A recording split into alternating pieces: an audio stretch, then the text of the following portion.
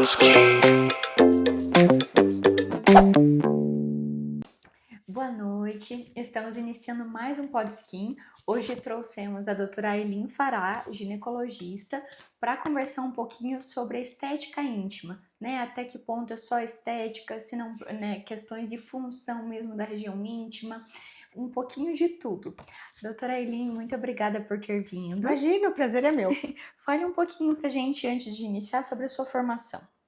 Bom, eu sou médica formada pela PUC, eu fiz residência de ginecologia e obstetrícia no Hospital Universitário do Paraná e eu tenho pós-graduação em ecografia e também tenho uma pós-graduação em ginecologia estética funcional e regenerativa. Ah, muito legal.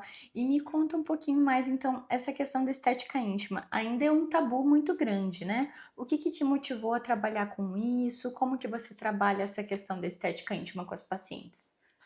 Então, eu comecei, na verdade, a me interessar por isso, eu ainda estava na residência. Então, eu nem tinha terminado a residência, eu já fiz o primeiro curso, assim, para entender melhor o que era. Quando eu estava na residência, eu ouvia, assim, alguns professores, ou às vezes eu ler algum artigo, assim, que falava sobre laser para tratar atrofia vaginal, né? Uhum. E eu comecei a ter interesse naquilo. Na época que eu fiz, não tinha muito ainda. Eu acho que a Clínica Escolar nem fazia ainda, porque foi 2018, então faz Sim. bastante tempo. E eu lembro que na primeira vez que eu fui, eu não acreditei muito, sabe? Eu pensei assim, será que é isso mesmo? Porque daí você faz o curso, você fica tipo, sei lá, uma semana, daí você não vê aquela paciente depois, né? Mas eu tinha lido tanto e tal que eu resolvi testar na minha mãe. Eu falo que a minha mãe é paciente zero pra tudo, coitada. Não, mas as mães estão aí pra isso, né? Os familiares são E sempre daí eu bem-vindos. comecei a fazer nela e eu vi realmente um bom resultado, assim. E daí acabei me aprofundando mais nisso. E a estética, pra falar a verdade também, né? Quando eu tava na residência, eu achava meio bobo, assim, esse negócio de querer fazer cirurgia vaginal, né? De querer fazer ninfa e tudo. Eu não conseguia ver beleza naquilo, sabe? Eu achava, nossa, mas periquita, como é que vai ficar bonita, né? Só que depois de um tempo, a gente começa a criar um olhar que eu acredito que você já tenha também, né? Que é um olhar de como aquilo pode melhorar e como melhora muito. Sim. Então, eu acho que uma coisa puxa a outra, assim, sabe? E hoje é uma coisa que eu acho que eu faço bastante no consultório, acho que é um dos meus maiores movimentos é pra estética mesmo. Até porque, querendo ou não, para uma paciente, às vezes a gente não vê tanta diferença, mas às vezes para aquela paciente, numa relação dela com o marido, ou como ela se olha no espelho mesmo, às vezes se incomoda, seja com uma escuridão ali, né, que Isso. escureceu a região, ou um lábio maior do que o outro, né? Às vezes a pessoa se incomoda. Então, trabalhar com a autoestima da pessoa, com certeza, Você muito sabe importante. bem o que é isso, né? Mas eu vejo assim, hoje que eu trabalho bastante com essa parte, eu acho que muda muito a autoconfiança da mulher, assim. E como é uma parte sexual, né? Você acaba mudando muito até o relacionamento dela. Porque às vezes é uma paciente que, sei lá, nunca teve, por exemplo, sexo oral, porque ela tem medo, tem vergonha, porque ela acha que ela, né, que tá desbeiçada, entendeu? Então, tipo, daí ela evita momentos assim. Ou evita de colocar uma roupa, né? Então acaba que quando ela consegue realmente melhorar essa parte, ela melhora em muitas outras coisas. Sim, com certeza. E também não é só questão de estética, né? A gente sabe que às vezes ao trabalhar a questão da estética, a gente já melhora um pouco da função também, né? Como que você faz esses tratamentos? Bom, da parte funcional eu acho assim, principalmente na paciente na menopausa, ela tem mais queixas funcionais. A estética, às vezes, acaba por ficar em segundo plano, mas ela acontece por conta do próprio procedimento, né? Então, por exemplo, assim, paciente que tem muito ressecamento, que tem fissura, paciente que perde urina, ou paciente que vai o tempo todo no banheiro. Isso a gente pode associar a tecnologias, né? Então, laser de CO2 e tudo, às vezes fio de PDO, enfim. Mas o que eu explico para as pacientes é assim, muitas vezes a gente começa a mexer na periquita e é um caminho sem volta. Porque daí você faz linfoplastia, daí você olha o grande lábio tá flácido, daí você olha não sei o que, sabe? Daí a Sempre gente tem vai como melhorar um puxando pouquinho. assim, isso. E outra parte funcional da própria cirurgia mesmo, né? Então, que nem às vezes paciente que tem incômodo para ter relação, paciente que sente dor para andar de bicicleta, essas coisas também são cirurgias funcionais, né? E às vezes para o paciente períneo, bexiga caída, tudo isso daí entra em funcional e não em estético. E no seu consultório, assim, quais que são as queixas mais comuns relacionadas à estética e à questão da função mesmo? Então, de função é ressecamento vaginal, então dor para ter relação sexual, perda de urina e incômodo para daí na parte cirúrgica, né? Incômodo para pôr uma roupa, incômodo para ter relação sexual, vergonha de ter relação sexual. Então isso tudo entra na parte funcional. Estética, junto com o incômodo para ter relação, etc., já tem ali a parte estética, porque você tá vendo, né, aquele lábio hipertrofiado. Tem bastante paciente para fazer clareamento. Uhum.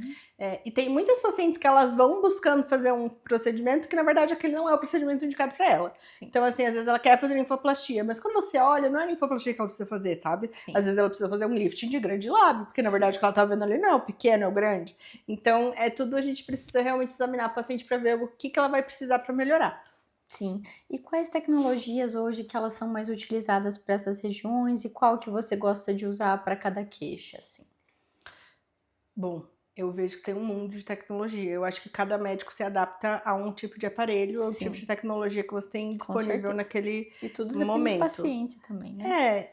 Então assim, as pessoas usam muita radiofrequência íntima, tem ultrassom microfocado, tem laser de CO2, tem laser erbium, tem, meu Deus, tem 1 milhão de coisas que dá para usar. Eu optei por 2 tecnologias diferentes, porque eu acho que elas assim, uma complementa a outra. Então eu tenho laser de CO2, por quê? Porque ele ajuda no ressecamento, né? Ajuda na incontinência, mas eu também posso operar com ele, né? Então, Uhum. para mim, ele tem dupla funcionalidade.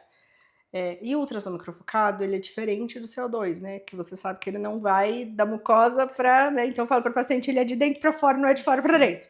Então ele é muito mais potente, assim, para paciente que tem flacidez vaginal. Então, teve 2 partos, teve 3 partos, não quer operar, a gente usa ele para ele dar uma fechadinha na periquita. Ele tem, assim, um poder de levantar uma bexiga, entende? Uhum. Então, são coisas que eu acho que se complementam.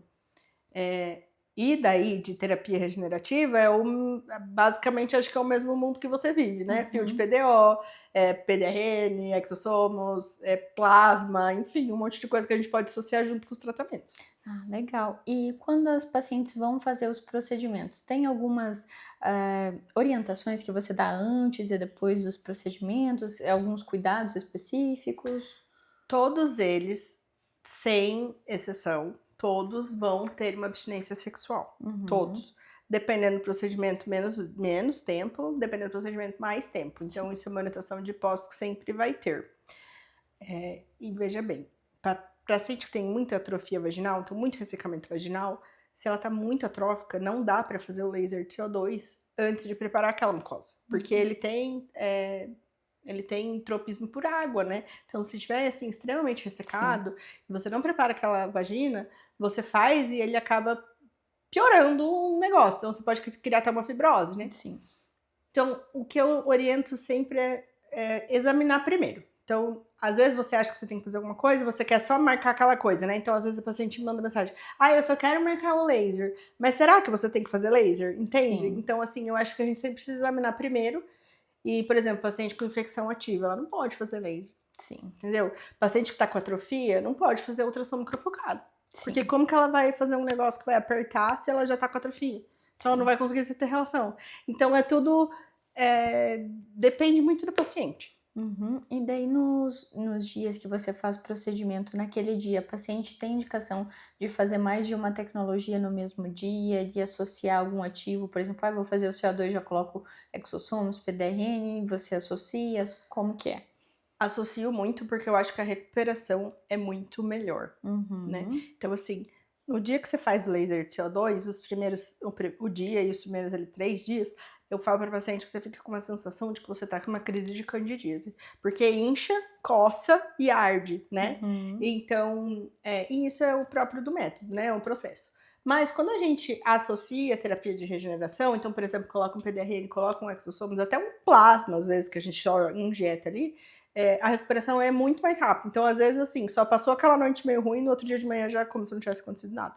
E, nossa, eu vou até te mandar depois uma foto que eu fiz na pós, eu fiz uma biópsia antes e depois Uhum. do CO2. Pra avaliar. Pra avaliar a mucosa. Uhum. Porque assim, a gente faz com o que a paciente tá sentindo, né? O Sim. objetivo, assim, é um questionário antes e um questionário depois. Mas eu queria mostrar como aquilo funciona. Então eu Sim. fiz uma biópsia pra ver. Legal. E é inacreditável, assim.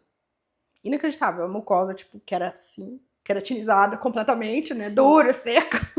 Aí ele faz depois, ela tá linda, cheia de velocidades, assim. Então Que é super maravilha. bom.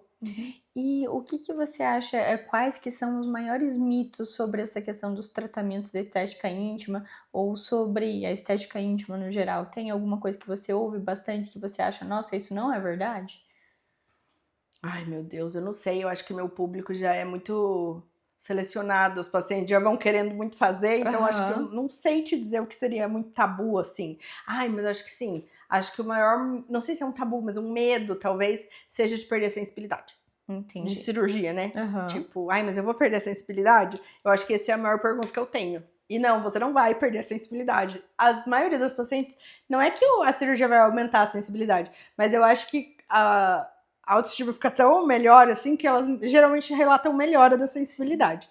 E paciente que tem muita pele assim, no capuz do clitóris, a gente tirando aquela pele, ele também fica mais fácil de aparecer, Sim. também melhora. Melhora, né? E geralmente com que idade que elas começam a te procurar? Tem alguma fase certa? Pode ser realizado em todas as idades? Como que funciona? Bom, assim, mas isso sou eu, tá? Não quer dizer Uhum. que é assim. Eu não gosto de operar paciente muito nova. Uhum. Primeiro, porque eu acho que a genitalidade dela nem terminou de se formar. Então, assim, paciente de 13 anos, Sim. 14, eu não gosto de operar. Não acho certo. Mas tem Acho- pessoas que procuram nessa Tem, idade? tem. É que às vezes, é que assim, ó, tem gente que tem muita hipertrofia de lábio. Que a gente Uhum. nem consegue imaginar o quanto que tem. Mas tem, às vezes, lábio de tipo vários centímetros, 8 centímetros, coisa Sim. gigante, entendeu? Então elas se incomodam desde sempre. E às vezes não é nem elas que se incomodam, é a mãe, Uhum. sabe? A mãe olha e fala: Meu Deus, mas isso aqui não é normal. Daí traz pra eu olhar, sabe? Daí elas falam Entendi. assim: Não, doutora, mas a minha não é assim. Eu não sei de quem ela puxou. Aí eu falo: Aham, tá bom. Mas eu falo: Vamos esperar mais um pouquinho, né? Sim, Porque assim, é uma cirurgia doída, é um lugar complicado. Daí você vai operar uma paciente jovem, assim, com eu não me certeza. sinto à vontade, né? Sim. Mas não está errado, tá? Não quer dizer que não possa.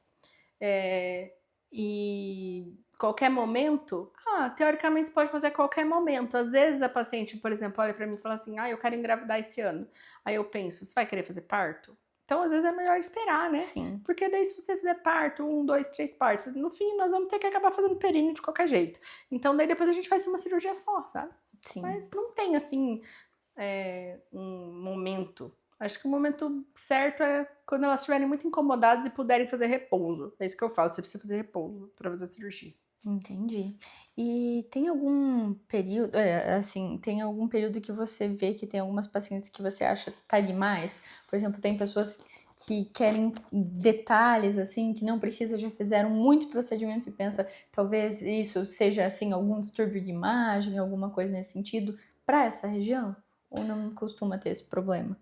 Não, eu acho que isso é um problema que pode existir. Tem uma paciente que eu vou até mandar para ela, ela vai saber que ela vai dar risada. Eu tenho uma paciente que, assim, a gente fez linfoplastia, mas ela é muito engraçada. Porque ela olha para mim e tem uma micropele, assim. Ela fala: Não, mas eu quero tirar isso aqui. Eu falo: Não vou tirar. Eu falo: Sim. Assim já tá bom, né? Não vou mexer isso daí mais, deixa sem essa prequita. E eu acho que a gente fez bioestimulador, fez um monte de coisa, mas assim, aquela pelezinha ali, sabe, ela encrenca. Agora ela já tá melhor, ela parou de reclamar daquela pelinha ali. Mas eu acho que sim, acho que tem gente. Não, e às vezes tem gente que vem assim e fala: Eu quero que tire tudo. Eu falo: Não, tudo não dá pra tirar. Porque nesse é um puto, porque do Sim. lado fica com a periquita aberta. Sim. Entendeu? Não, e Então, daí até tira a proteção, né? Porque querendo ou não, é uma proteção da região claro. íntima. Nossa, mas eu acho que os piores casos são de amputação de pequeno lábio, sabia? Que vem assim pra gente, pra querer arrumar. Porque eu não tenho o que fazer daí, né? Ai, não, deve ser complicadíssimo mesmo. É. E a gente vê, por exemplo, na dermato agora tentando juntar um pouquinho, né? Que o que, querendo ou não, é o mais fácil é rosto, né? Mas a gente Sim. trabalha com todo o corpo. E geralmente entre os 25 a 30 anos que começa a ser a idade que a gente começa a perceber um pouco mais de flacidez. É mais ou menos essa idade que você também começa a perceber mais? Ou geralmente um pouquinho mais pra frente? Como que é pra você? Olha, eu acho que sim. tem pacientes, e você vai saber isso melhor do que eu acho que tem pacientes que têm muita tendência de flacidez, né? Sim. Tipo, qualquer coisa, elas ficam Sim. muito flácidas. O que eu acho que ali começa a ficar mais evidente é depois dos 40. As pacientes mais jovens são pacientes que, assim, perderam muito peso. Então, às vezes, perdeu, tipo, 20 quilos. Aí, de repente, ela olha e fala, meu Deus, mas eu não tinha esse negócio aqui na minha periquita. Porque o grande lábio cai, porque cai toda a sustentação da gordura, Sim. né? E daí ele cai. E daí ela começa a colocar aquela calça e ficar com, tipo, uma patona de camelo, assim, né? Mas é porque é flacidez, né? Sim. Então, eu acho que isso é o que aparece mais. Mas eu acho que as maiores queixas são, acho que dos 35 aos 45, assim, que elas começam a se olhar mais, assim, esteticamente falando, né? Eu até ia perguntar, e você falou de um ponto bem bom. Agora que as pessoas estão usando mais remédios para emagrecer e, assim, estão se preocupando mais com essa questão, você acha que tem aumentado o número de casos, assim, no seu consultório de pessoas pedindo e reclamando de flacidez na região íntima? Eu acho que sim. E assim, hoje com o Instagram, né?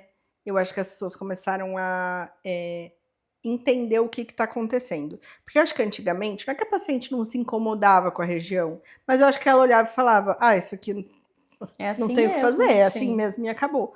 Hoje eu acho que elas entendem que tem o que fazer. Mas só esse ano, se eu não me engano, não é uma cirurgia que a gente faz com muita frequência. Só esse ano acho que eu fiz 5 lifting de grande lábio. Porque é tanta flacidez que não adianta eu colocar preenchedor, Sim. não adianta colocar bioestimulador, porque daí o negócio vai ficar desse tamanho e vai continuar incomodando, né? Sim. Então eu acho que sim, acho que as pacientes perdendo peso começaram a ter mais queixa, sim. Sim, interessante. Em relação ao pós-procedimento, né, pós-cirurgias, como que é esse pós? É muito doloroso? Tem muitas complicações? Como que funciona? Bom, então assim, pós-operatório de linfoplastia, se alguém olhar pra você e falar que não é dolorido e que é, sei lá, rápido, tá mentindo. Isso aí tá querendo te vender cirurgia. O pós-linfoplastia é dolorido, sim. Mas não é extremamente dolorido como era antigamente. Por quê? Porque hoje a gente usa tecnologia para fazer cirurgia, né? Sim. Então você faz uma cirurgia com CO2, você faz uma cirurgia com Frax, né? Então o tecido, o dano térmico do tecido é muito menor. Então a gente tem menos reação, né, daquele tecido. Mas incha, o inchaço dói, né? Então eu falo para o paciente assim, quanto mais gelo você fizer, mais quieta você fizer, melhor vai ser o seu pós-operatório. Mas é um pós-operatório aí de uns 7 até uns 15 dias que você pode sentir incômodo, né? Incha bastante, não sangra muito, mas pode ter um pouco de sangramento e às vezes pode formar hematoma. O que eu vejo, assim? As pacientes que têm muito roxo, aquelas coisas, são as pacientes que operam no consultório. Por quê? Por causa da anestesia. Anestesia local, então a gente dá muitas injeções. Sim. Então o que eu acho que fica roxo não é a cirurgia, é a anestesia. Porque a mesma técnica cirúrgica que a gente faz no hospital, faz no consultório, no hospital não fica tão roxo. Então provavelmente seja a injeção, faz né? bastante sentido. Mas eu acho que para quem quer fazer, é uma região que cicatriza muito rápido, né? Então 15 dias não é nada, porque perto das outras cirurgias plásticas, Claro. que demoram às vezes 30 dias para você, né, se recuperar, eu acho que é uma região que cicatriza bem rápido. Quando se faz hematoma com assim, coágulo, né, que ficou lá dentro, aí realmente o paciente sofre um pouco mais, às vezes a gente tem que drenar aquele hematoma, porque fica incomodando. E dor de hematoma, se ele está muito grande, é terrível, né? Porque às vezes não consegue nem andar. Mas isso também é mais raro de acontecer. Sim. Mas é uma complicação inerente à cirurgia, né? Uhum. Mas eu acho que o resultado é bom, assim. Não acho que é tão sofrido. E em quanto tempo que geralmente a gente espera esse resultado final, assim, mais ou menos? Ó, com uns 30 dias, tá basicamente do jeito que vai ficar. Uhum. Mas ainda está inchado. Sim. Então, o resultado final, a gente fala que são 90 dias. Tipo, deu 90 dias, se precisar fazer algum retoque, alguma coisa, eu, em geral, espero 6 meses ainda. Porque se você olhar, a remodelação é muito grande. Então, às vezes, tem paciente que, sei lá, parece que ficou uma deiscência, né? Um negocinho aberto aqui, um negocinho aqui. Passa 6 meses, quando você olha, não tem mais nada. Então, às vezes, é melhor esperar do que ficar, sabe, toda hora reabordando. E tem que trabalhar bastante isso com o paciente também, né? Porque tem aquela ansiedade. E eu percebo pra tudo, né? Tem uma ansiedade, principalmente preenchedor de lábio, meu Deus do céu, né? Tipo, fica desse tamanho, tipo, Liga no outro dia, paciente, meu Deus, mas vai ficar assim, tá horrível. Daí passa uma semana, ela fala, nossa, tá maravilhoso. Daí passa 2 semanas, tipo, eu posso pôr um pouquinho mais. Então sempre assim. precisa ir trabalhando muito com essa questão da ansiedade do paciente mesmo. E hoje acho que todo mundo é mais imediatista, né? Tipo, eu quero fazer agora pra resolver agora e quero que fique bom agora. Mas o processo, ele é o processo, né? Tem que aceitar viver o processo. E vale a pena, né? Desde que bem indicado, com certeza. E desde que com a pessoa certa, né? Ai, meu Deus. Sim, por favor. Importantíssimo. Mas muito obrigada por ter vindo. Eu espero que vocês tenham gostado muito de ouvir a doutora Aylin, ela é ótima. Ai. E espero que vocês ouçam um pouquinho mais do podcast. Estamos aqui disponíveis. Qual que é a sua rede social para entrar em contato, para o pessoal te seguir? Nossa, nós vamos ter que escrever, porque é difícil, né? É Aylin Fará, só, @Aylin Fará. Não tem que a doutora, não tem nada. Diferente, é diferente. O Fará também. Também, né? Mas depois a gente escreve, que fica mais fácil. Então, tá certo. Então, muito obrigada, pessoal. Boa noite.